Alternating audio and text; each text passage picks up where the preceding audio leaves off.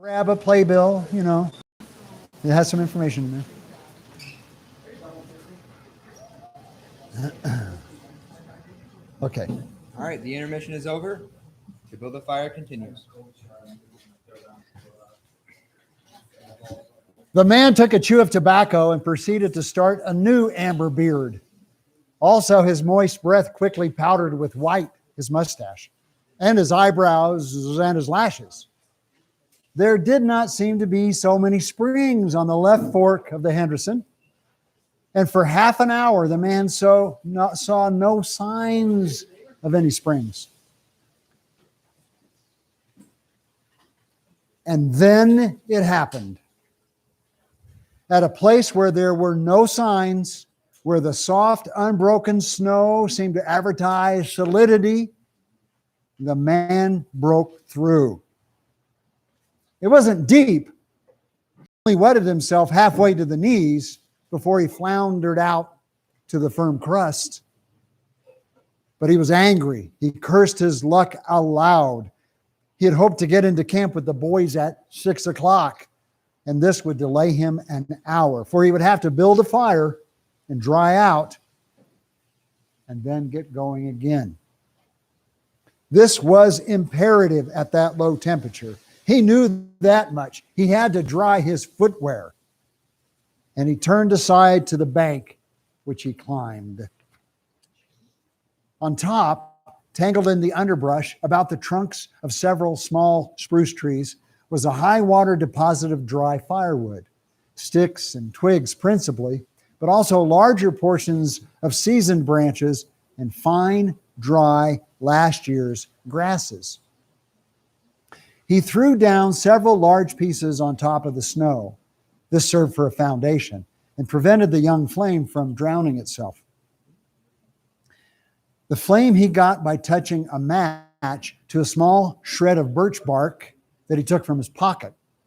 This burned even more readily than paper. Placing it on the foundation, he fed the young flame with wisps of dry grass and with the tiniest dry twigs. He worked slowly and carefully, keenly aware of his danger. Gradually, as the flame grew stronger, he increased the size of the twigs with which he fed it. He squatted in the snow, pulling the twigs out from their entanglement in the brush and feeding directly into the fire. He knew there must be no failure. When it's 70 below zero, a man must not fail in his first attempt to build a fire. That is, if his feet are wet. If his feet are dry and he fails, he can run along the trail for half a mile and restore the circulation. But the circulation of wet and freezing feet cannot be restored by running when it's 75 below zero. All this the man knew. The old timer on Sulphur Creek had told him about it the previous fall, and now he was appreciating the advice. Already all sensation had gone out of his feet. To build the fire, he had been forced to remove his mittens, and the fingers had quickly gone numb. His pace of 4 miles an hour had kept his heart pumping blood to the surface of his body and to all the extremities. But the instant he stopped, the action of the pump eased down.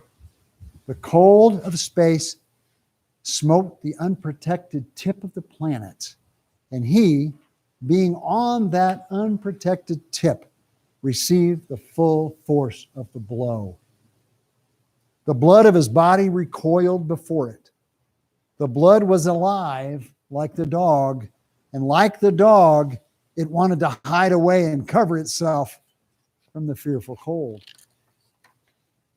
So long as he walked 4 miles an hour, he pumped that blood willy-nilly to the surface, but now it ebbed away and sank down into the recesses of his body. The extremities were the first to feel its absence. His wet feet froze the faster, and his exposed fingers numbed the faster, though they had not yet begun to freeze. Nose and cheek were freezing, while the skin of all his body chilled as it lost its blood. But he was safe. Toes and nose and cheeks would be only touched by the frost, for the fire was beginning to warm, to burn with strength. He was feeding it with twigs the size of his finger. In another minute, he would be able to feed it with branches the size of his wrist. And then he could remove his wet foot gear, and while it dried, he could keep his naked feet warm by the fire, rubbing them at first, of course, with snow. The fire was a success. He was safe. He remembered the advice of the old timer on Sulphur Creek and smiled. The old timer had been very serious in laying down the law that no man must travel alone in the Klondike after 50 below. Well, here he was. He'd had the accident. He was alone, and he had saved himself. These old timers were rather womanish, some of them, he thought. All a man had to do was to keep his head, and he was all right. Any man who was a man could travel alone. But it was surprising, the rapidity with which his cheeks and nose were freezing. And he had not thought his fingers could go lifeless in so short time. Lifeless they were, for he could scarcely make them move together to grip a twig, and they seemed remote from his body and from him. When he touched a twig, he had to look and see whether or not he had hold of it. The wires were pretty well down between him and his finger ends. All of which counted for little. There was the fire, snapping and crackling and promising life with every dancing flame. He started to untie his moccasins. They were coated with ice. The thick German socks were like sheaths of iron halfway to the knees. And the moccasin strings, well, they were like rods of steel and twisted and knotted as by some conflagration. For a moment, he tugged with his numbed fingers. Then, realizing the folly of that, he drew his sheath knife. But before he could cut the strings, it happened. It was his own fault, or rather, his own mistake. He should not have built the fire under the spruce tree. He should have built it in the open. But it had been easier to pull the twigs from the brush and drop them directly on the fire. Now, the tree under which he had done this carried a weight of snow on its boughs. No wind had blown for weeks, and each bough was fully freighted. Each time he had pulled a twig, he communicated a slight agitation to the tree. An imperceptible agitation as far as he was concerned, but an agitation sufficient to bring on the disaster. High up in the tree, one bough capsized its load. This fell on the boughs beneath, capsized their load. This process continued, spreading out and involving the whole tree. It grew like an avalanche, and it descended without warning upon the man and the fire was blotted out. Burned was a fresh and disordered snow. The man was shocked. It was as though he had just heard his own sentence of death. For a moment he sat and stared at the spot where the fire had been. Then he grew very calm. Perhaps the old timer on Sulphur Creek was right. If he had only a trail mate, he would have been in no danger now. The trail mate could have built the fire. Well, it was up to him to build the fire over again, and this second time, there must be no failure. Even if he succeeded, he would most likely lose some toes. His feet must be badly frozen by now, and there would be some time before the second fire was ready. Such were his thoughts, but he didn't sit and think them. He was busy all the time. They were passing through his mind. He made a new foundation for a fire, this time in the open, where no treacherous tree could blot it out. Next, he gathered dry grasses and tiny twigs from the high water flotsam. He could not bring his fingers together to pull them out, but he was able to gather them by the handful. In this way, he got many rotten twigs and bits of green moss that were undesirable, but it was the best he could do. He worked methodically, even collecting an armful of the larger branches to be used later when the fire gathered strength. All the while, the dog sat and watched him, a certain yearning wistfulness in its eyes, for it looked upon him as the fire provider, and the fire was slow in coming.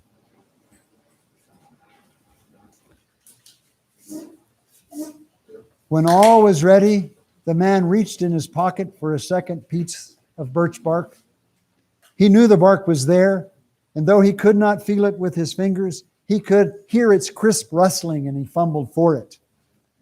And all the time in his consciousness was the knowledge that each instant his feet were freezing. This thought tended to put him in a panic, but he fought against it and kept calm. He pulled on his mittens with his teeth and threshed his arms back and forth, beating his hands with all his might against his legs. He did this sitting down, and he stood up to do it. And all the while, the dog sat in the snow, its wolf brush of a tail curled around warmly over its forefeet, its sharp wolf ears pricked forward intently as it watched the man.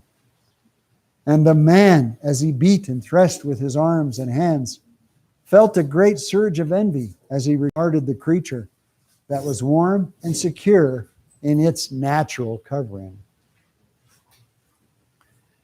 After a time, he was aware of the first faraway signals of sensation in his beaten fingers. The faint tingling grew stronger till it evolved into a stinging ache that was excruciating, but which the man hailed with satisfaction. He stripped the mitten from his right hand and fetched forth the birch bark. The exposed fingers were quickly going numb again.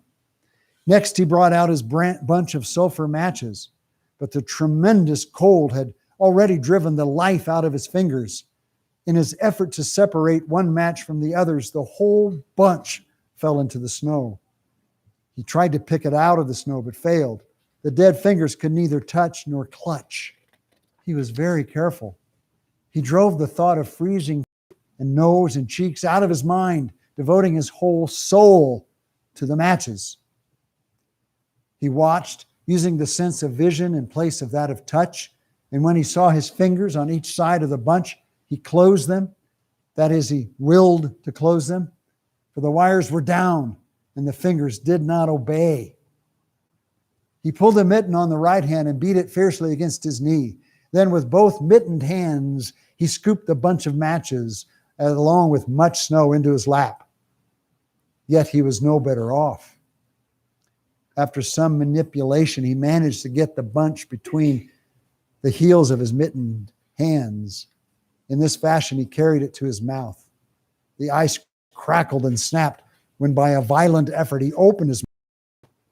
He drew the lower jaw in, curled the upper lip out of the way, and scraped the bunch with his upper teeth in order to separate a match. He succeeded in getting one, which he dropped on his lap. He was no better off. He could not pick it up. Then he devised a way. He picked it up in his teeth and scratched it on his leg. 20 times he scratched it before he succeeded in lighting it. Flamed, he held it with his teeth to the birch bark. But the burning brimstone went up his nostrils and into his lungs, causing him to cough spasmodically. The match fell into the snow and went out. The old timer on Sulphur Creek was right, he thought, in the moment of controlled despair that ensued. After 50 below, a man should travel with a partner. He beat his hands, but failed in exciting any sensation.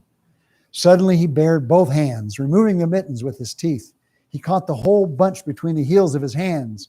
His arm muscles, not being frozen, enabled him to press the hand heels tightly against the matches.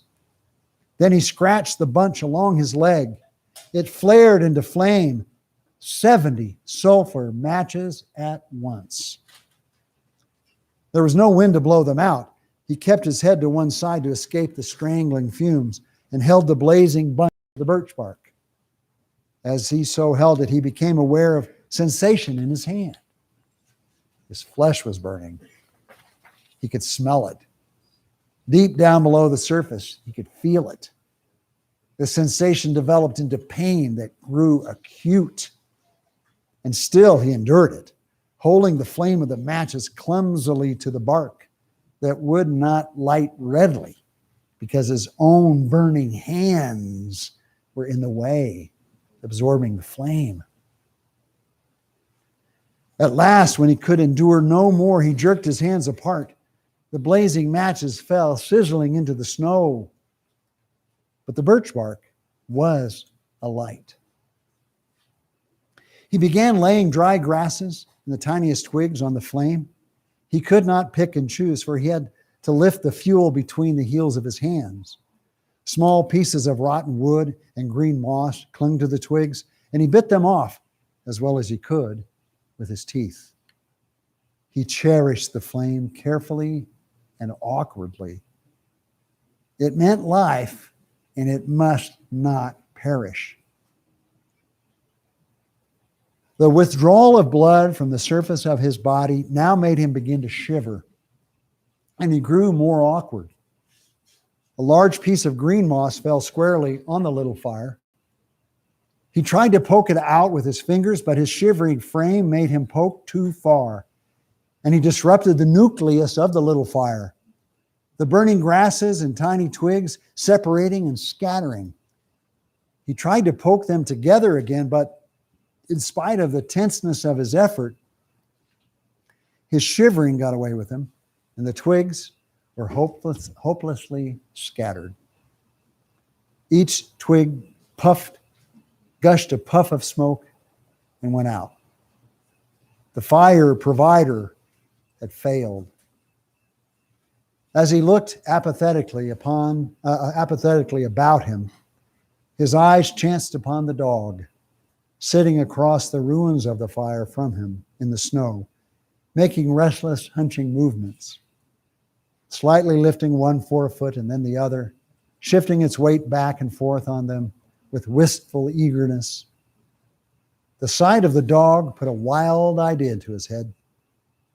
He remembered the tale of the man caught in a blizzard who killed a steer and crawled inside the carcass and so was saved.